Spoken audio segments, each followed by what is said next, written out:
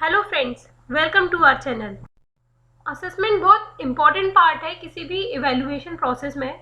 तो जब भी हम कोई असेसमेंट कर रहे हैं, कोई इवैल्यूएशन कर रहे हैं, तो वो फॉर्मेटिव होगा या समेटिव, मतलब वो निर्माणात्मक होगा या समकलनात्मक, ये हमारे लिए बहुत कंफ्यूजन भरा टॉपिक होता है। तो इस वीडियो से आपको वो कंफ्यूजन दूर हो जाएगा कि किस असेसमेंट को या किस इवैल्यूएशन को हम फॉर्मेटिव इवैल्यूएशन या असेसमेंट कहेंगे और किस इवैल्यूएशन को हम समेटिव कहेंगे। ये वीडियो सभी उन स्टूडेंट्स के लिए इम्पॉर्टेंट है जो सीटेट, यूपीटेट या फिर यूजीसी नेट एग्जाम की प्रिपरेशन कर रहे हैं फॉर एजुकेशन सब्जेक्ट, क्योंकि हर जगह पर असेसमेंट से रिलेटेड क्वेश्चंस आते हैं and formative and summative assessment का क्वेश्चन एक या दो क्वेश्चंस तो पूरे पेपर में रहता ही है। एजुकेशन के जो पेपर है नेट का, उसमें अप्रॉक्स 2 और 3 क्वेश्चंस तक रहते हैं। चलिए आज का जो हमारा टॉपिक है उसमें देखते हैं फॉर्मेटिव असेसमेंट, जिसको कि हिंदी में निर्माणात्मक मूल्यांकन कहा जाता है। इसका नाम से ही हमें क्लियर हो रहा है, निर्माणात्मक मतलब जो कुछ बिल्डअप करने के लिए हेल्प करे। It refers to the frequent interactive assessment of student progress to identify learning needs and adjust teaching. जो फॉर्मेटिव असेसमेंट यानी कि निर्माणात्मक मूल्यांकन है, ये स्टूडेंट की प्रोग्रेस को हमेशा चेक करता रहता है और किस वे में, फ्रिक्वेंट यानी कि कुछ कुछ टाइम बाद हम लेते हैं इस टेस्ट को। इंटरैक्टिव होता है ये फॉर्म में और प्रोग्रेस पता करता है। इसका जो मेन पर्पस होता है वो होता है आइडेंटिफाई करना लर्निंग नीड्स, कि ऐसे स्टूडेंट कुछ जो पढ़ नहीं पा रहे हैं या जिनको किसी जगह पर कुछ कंटेंट को समझने में या फिर कुछ कॉन्सेप्ट को समझने में प्रॉब्लम हो रही है, उनकी नीड्स को आइडेंटिफाई करना और उसके अकॉर्डिंग टीचर अपनी टीचिंग को एडजस्ट कर सके। तो आई होप आपको ये वाला जो चीज़ है वो क्लियर हुआ होगा।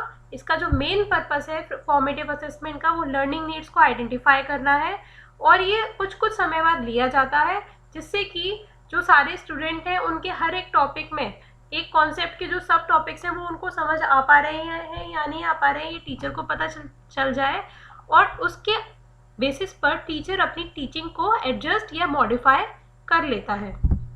It incorporates test within study units. इसमें जो टेस्ट लिए जाते हैं वो विद इन स्टडी यूनिट्स लिए जाते हैं।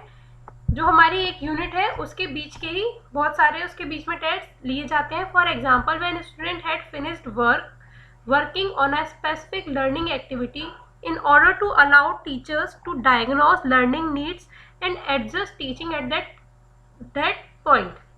तो वही हमने डायग्नोस करना है अपनी लर्निंग को, जो बच्चे लर्निंग कर रहे हैं उनको, और उनकी नीड्स को देखना है और उसके अकॉर्डिंग जो है टीचर की टीचिंग को एडजस्ट करना है। Identification of areas for improvement. इसके थ्रू हम इम्प्रूवमेंट के जो एरियाज हैं, जो स्टूडेंट के इम्प्रूवमेंट के एरियाज हैं, उनको आइडेंटिफाई कर सकते हैं। स्पेसिफिक सजेशन फॉर इम्प्रूवमेंट, और उसी के बेसिस पे टीचर स्पेसिफिक सजेशन दे सकता है, अपनी टीचिंग में भी इम्प्रूवमेंट कर सकता है और स्टूडेंट को भी सजेशन दे सकता है कि उसे कहाँ पर इम्प्रूवमेंट की ज़रूरत है। फॉर एग्जाम्पल, फॉर्मेटिव असेसमेंट हमारे हो सकते हैं क्लासरूम इंटरेक्शन, जैसे कि टीचर कोई सब टॉपिक पढ़ा रहा है और ड्यूरिंग डिस्कशन उसने इंटरेक्शन किया सभी बच्चों से, जो भी क्वेश्चंस थे, कुछ क्वेश्चन आंसरिंग करी या फिर उनसे पूछा कि आपको कितना समझ में आया। तो इन इंटरेक्शंस के थ्रू ही उसको आइडिया लग जाएगा कि बच्चों को कितना कंटेंट समझ में आ पा रहा है। या फिर स्ट्रक्चर्ड क्लासरूम एक्टिविटीज़, कुछ हमने शॉर्ट क्विजेज बच्चों से करवा लिए, कुछ शॉर्ट डिस्कशन करवा लिए, कुछ ग्रुप एक्टिविटीज़ करवा ली। And feedback aimed at helping student to close learning gaps, और उनको उसी के बाद में फीडबैक प्रोवाइड कर दिया, जिससे कि जो भी उनके लर्निंग में गैप्स आ रहे हैं उनको इम्प्रूव कर सकें और स्टूडेंट को अपने खुद के गैप्स को आइडेंटिफाई करने में हेल्प मिल सके। Students are also actively involve in the assessment process through self and peer assessment. इसमें जो स्टूडेंट होते हैं फॉर्मेटिव असेसमेंट में, वो एक्टिवली इन्वॉल्व रहते हैं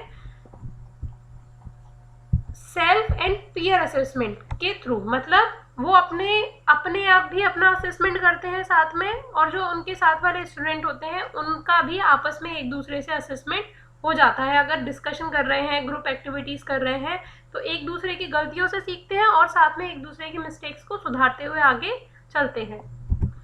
इट शेप सब्सिक्वेंट लर्निंग, ये जो लगातार होने वाली लर्निंग है उसको शेप करता हुआ चलता है, सुधारता हुआ चलता है formative assessment. Assessment for learning, जो फॉर्मेटिव असेसमेंट है उसे हम असेसमेंट फॉर लर्निंग का नाम दे सकते हैं। देखिए दो कॉन्सेप्ट होते हैं, बहुत कंफ्यूजन भरे कॉन्सेप्ट हैं ये, assessment for learning and assessment of learning. यहाँ पर फॉर से मतलब हमारा ये है कि लर्निंग के लिए असेसमेंट, सीखने के लिए असेसमेंट, कि यहाँ पर हमें डायग्नोस करनी है प्रॉब्लम और उसको इम्प्रूव करना है कि बच्चे ने कितना सीखा, और जो नहीं सीखा उसको हम और कैसे अच्छे से सिखा सकते हैं, या बच्चा उसको और कैसे अच्छे से सीख सकता है। तो ये सीखने के लिए जो मूल्यांकन होता है वो हमारा फॉर्मेटिव असेसमेंट होता है। ये क्वेश्चन पहले भी आ चुके हैं यूजीसी नेट में, तो आप इसे ध्यान से नोट कर लीजिए कहीं पर कि assessment for learning is formative assessment, या फॉर्मेटिव असेसमेंट में हम सीखने के लिए मूल्यांकन पर ध्यान देते हैं। अब नेक्स्ट है समेटिव असेसमेंट, इसको हिंदी में समाकलनात्मक मूल्यांकन कहा जाता है। मतलब ऐसा असेसमेंट या ऐसा मूल्यांकन जो पहले की सारी चीजों को ऐड करता हुआ चले। ये मेनली लास्ट में लिया जाता है किसी भी यूनिट के खत्म होने पर या फिर पूरे के पूरे कोर्स के एंड में। तो देखिए इसकी डेफिनेशन समझते हैं। These are the summary assessment of student performance including test, examinations and end of year marks. तो जो भी हमारी समरी असेसमेंट से मतलब यही है कि जो हमने पहले से असेसमेंट करते हुए आ रहे हैं उसका पूरा लास्ट में एक बार हमने टेस्ट ले लिया। जैसे कि जो हमने टेस्ट लेते हैं, जो हमारे एंड सेम एग्जामिनेशंस होते हैं, या फिर पूरे साल के एंड में जो एग्जाम होते हैं, वो हमारे सारे समेटिव असेसमेंट कहलाते हैं। A high stakes type of assessment for the purpose of making final judgments about student achievement and instructional effectiveness। देखिए यहाँ पर जो है इसका जो मेन पर्पस होता है वो होता है फाइनल जजमेंट्स बनाना किसी भी स्टूडेंट के अचीवमेंट के बारे में। मतलब उसने अभी तक कितना सीखा है, जो भी कोर्स था उसमें स्टार्टिंग से लेके लास्ट तक उसने कितना सीखा, उसके इंस्ट्रक्शनल इफेक्टिवनेस उसमें कितनी अच्छी रही, मतलब जो टीचर के इंस्ट्रक्शंस थे वो कितने इफेक्टिव रहे ड्यूरिंग होल कोर्स। हम स्टेप्स की बात नहीं करते हैं यहाँ पे, इसमें पूरे होल की बात करते हैं कि वो एक तो स्टूडेंट ने कितना सीखा और जो बच्चे थे वो जो टीचर था वो कितना अच्छे से सिखा पाया। तो इसके बेसिस पे फाइनल जजमेंट, मतलब इनका फाइनल जजमेंट हमें समाकलनात्मक मूल्यांकन या समेटिव असेसमेंट से मिलता है। Used for promotion, grading, certification और admission to higher level of education. इसका जो पर्पस होता है, इसके मार्क्स का यूज हम किस लिए कर सकते हैं, प्रमोशन के लिए कर सकते हैं, ग्रेडिंग के पर्पस से हो सकता है, या सर्टिफिकेट प्रोवाइड कर रहा है कि जिनके ए मार्क्स आए, A+ रहा, उन्हीं को सर्टिफिकेट देना है, या B+ से आगे वालों को सर्टिफिकेट देना है, लाइक दैट। या फिर अगले नेक्स्ट जो एजुकेशन प्रोग्राम्स हैं या हायर लेवल एजुकेशन के लिए बच्चों को एडमिशन दिलाने के लिए भी हम समेटिव असेसमेंट के जो मार्क्स आए हैं उनका यूज करते हैं। It forms an and point that sums up the performance और लर्निंग लेवल ऑफ अचीवमेंट। इसके थ्रू हमें एक एंड पॉइंट मिल जाता है, मतलब कुछ मार्क्स मिल जाते हैं जिसके आधार पे हम कह सकते हैं या सम अप कर सकते हैं, मतलब हम पूरा ओवरऑल बता सकते हैं कि उस इंडिविजुअल की परफॉर्मेंस क्या थी, या फिर उसका जो लर्निंग लेवल ऑफ अचीवमेंट की उसने किसी चीज़ में कितना अचीव किया है, किस कोर्स में वो कितना सीख पाया है, उसकी लर्निंग का लेवल क्या है। जैसे हम कहते हैं ना कि इसके A ग्रेड आए, इसके B ग्रेड आए, तो ये वाली चीज़ हमारी ओवरऑल कोर्स के बारे में कही जाती है, तो वो हमारा समेटिव असेसमेंट के थ्रू होता है। असेसमेंट ऑफ लर्निंग कहते हैं इसे। असेसमेंट ऑफ लर्निंग का मतलब ये है, अभी इससे पहले हमने आपको जो बताया था फॉर्मेटिव असेसमेंट में वो था असेसमेंट फॉर लर्निंग। यहाँ असेसमेंट ऑफ लर्निंग का मतलब है कि जो लर्निंग हमने की है उसका मूल्यांकन कर रहे हैं हम, वहाँ पर सीखने के लिए मूल्यांकन कर रहे थे फॉर्मेटिव असेसमेंट में, यहाँ हम सीखे हुए का मूल्यांकन कर रहे हैं कि अभी बच्चे ने कितना सीख लिया। अब यहाँ पर उसमें इम्प्रूवमेंट की कोई गुंजाइश नहीं होती है, यहाँ पर हम बस ये देख रहे हैं कि वो कितना बच्चा सीख चुका है। It motivate individuals to maintain और इम्प्रूव परफॉर्मेंस। ये जो है इंडिविजुअल को मोटिवेट करता है अपनी परफॉर्मेंस को मेंटेन करने के लिए, मतलब एक तरीके से चलने के लिए, मेंटेन करने का मतलब ये है, और उसे इम्प्रूव करने के लिए परफॉर्मेंस को। पर यहाँ पर आपको ध्यान देने वाली बात ये है कि वो टेस्ट के मार्क्स जो थे वो तो हो गए, अब उस यूनिट का फर्दर जो है इवेल्युएशन नहीं करेंगे, वो हमने एक बार ले लिया तो वो हमारा समेटिव असेसमेंट हो गया। बट जब ये हम बोलते हैं कि समेटिव असेसमेंट होना है, तो वो जो उसके ग्रेड्स होते हैं वो बच्चों को मोटिवेट करते हैं कि वो अच्छा लगातार करते रहें और अपनी परफॉर्मेंस में इम्प्रूव करते रहें, क्योंकि उसके बाद में उन्हें फिर से इम्प्रूवमेंट का मौका नहीं मिलता है। By the time it occurs, student have typically exited the learning mode। देखिए मैंने आपको बताया था अभी भी कि ये जब समेटिव असेसमेंट हम करते हैं तो उस समय ये माना जाता है कि जो स्टूडेंट है वो अब उस लर्निंग मोड से बाहर आने वाले हैं, मतलब एंड सेमेस्टर चल रहा है उनका। कोई कोर्स अगर 6 महीने का था तो 6 महीने के बाद हम टेस्ट ले रहे हैं, कोई कोर्स अगर 1 ईयर का था तो आफ्टर 1 ईयर हम टेस्ट ले रहे हैं, तो उस लर्निंग मोड में से स्टूडेंट बाहर हो रहे हैं, तब जाके हम समेटिव असेसमेंट करते हैं। The evaluation of summative assessments provide a look at student performance as well as an opportunity to evaluate instructional practices. For example chapter, unit test, projects, मतलब अगर हम समेटिव असेसमेंट की बात कर रहे हैं तो हमने चैप्टर्स कोई कुछ टेस्ट लिए या फिर कोई यूनिट्स के पूरे टेस्ट ले रहे हैं या फिर फाइनल प्रोजेक्ट बच्चों से सबमिट करवा रहे हैं, तो वो हमारे सारे समेटिव असेसमेंट के अंतर्गत आ जाएंगे। They evaluate what someone learned while they have been in course. देखिए 2 चीज़ समेटिव असेसमेंट के थ्रू हमें पता चलती है। पहला तो ये कि जो स्टूडेंट है या जो भी जिसका भी हम समेटिव असेसमेंट कर रहे हैं उसने क्या लर्न किया है while they have been in course. जब वो कोर्स में था तब उसने कितना लर्न कर लिया, ये चीज़ हमें पता चल जाती है। And also evaluate how prepared someone is to go to the next academic level. और जब उसने लर्न कर लिया ये हमें पता चल गया, तो उसके आधार पर हम पता कर सकते हैं कि वो पर्सन कितना प्रिपेयर है, कितना तैयार है अगले एकेडमिक लेवल पे जाने के लिए। मतलब हमने अगर 4th क्लास में कोई असेसमेंट किया, लास्ट का 4th क्लास के एंड में, तो उससे हमें 2 चीज़ पता चल रही हैं। पहला तो ये कि उस स्टूडेंट ने कितना सीखा अपने पूरे 1 साल में, और दूसरी चीज़ उस सीखने के आधार पे हमें ये भी पता चल रहा है कि अब वो अगर हमें उसे 5th क्लास में प्रमोट करते हैं तो क्या वो उसके लिए तैयार है या नहीं। यही हमें समेटिव असेसमेंट या समाकलनात्मक मूल्यांकन बताते हैं। अब देखिए फॉर्मेटिव एंड समेटिव असेसमेंट में आपस में डिफरेंस क्या होता है। कुछ की पॉइंट्स के बेसिस पे हमने डिफरेंस यहाँ प्रिपेयर किया है। देखिए फर्स्ट है formative assessment evaluate how someone is learning through out a course. Formative assessment हमें बता रहा है कि किसी स्टूडेंट ने कितना सीख रहा है। ये प्रेजेंट टेंस की बात हो रही है कि अभी वो कितना सीख रहा है जो कोर्स चल रहा है उसमें।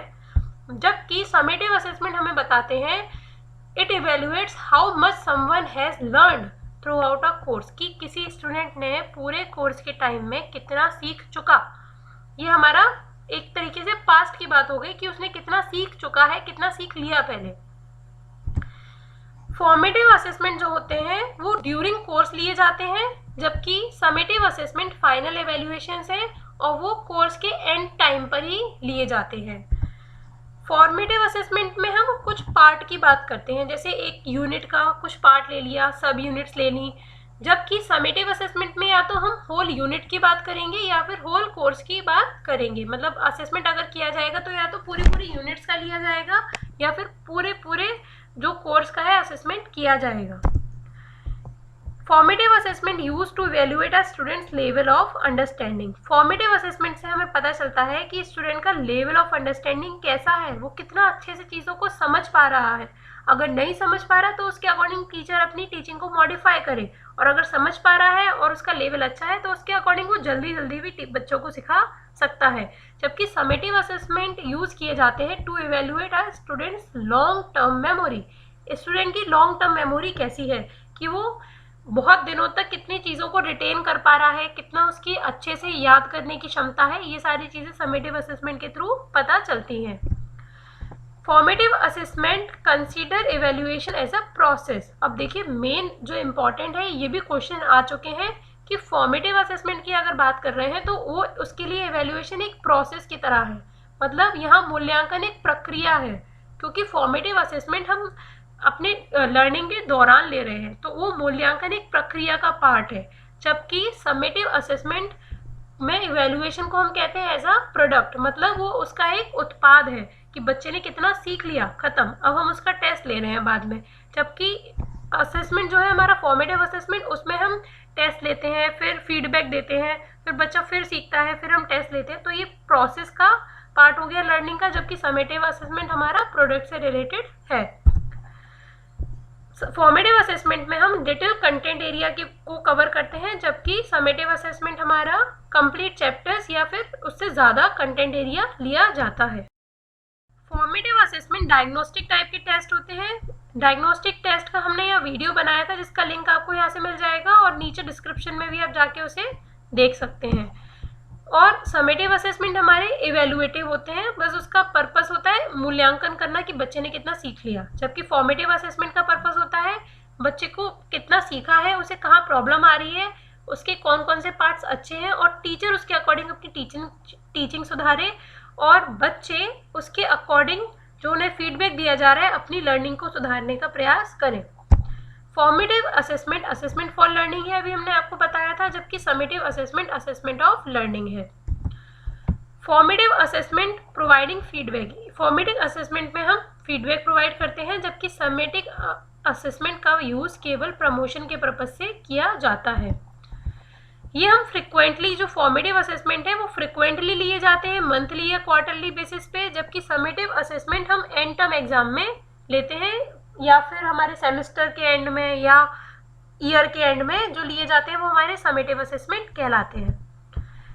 जो फॉर्मेटिव असेसमेंट होता है उनका लो वेटेज रहता है ग्रेड्स पर, इतना ज़्यादा हम उस ग्रेड्स पर डिपेंड नहीं होते फॉर्मेटिव असेसमेंट में, जबकि समेटिव असेसमेंट में हमारा हाई वेटेज रहता है ग्रेड्स पर।